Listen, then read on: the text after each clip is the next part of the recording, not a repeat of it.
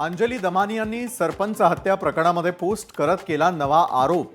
देशमुख हत्या प्रकरणामध्ये न्यायाधीश आणि पोलिसांचे फोटो पोस्ट, धुळवडीचा फोटो आजचाच असल्याचा दमानी यांचा दावा।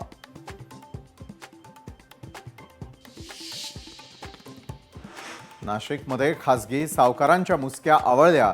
वैभव देवरेसह पत्नी आणि साथीदारांवर मकोका अंतर्गत कारवाई। तर रोहित कुंदलवालला मध्यरात्री ठोकल्या बेड्या, पॉक्सो अंतर्गत गुन्हा दाखल। सतीश भोसले उर्फ खोक्याला 7 दिवसांची पोलीस कोठडी, 20 मार्च पर्यंत मुक्काम पोलीस ठाण्यात। बीडमधून पुन्हा एक मारहाणीचा व्हिडिओ व्हायरल। धारूरच्या न्यायालय परिसरामध्ये झाली मारहाण। जमिनीच्या व्यवहारासाठी आलेल्या लोकांमध्ये झालेला वाद, पोलिसांकडूनच गुन्हा दाखल।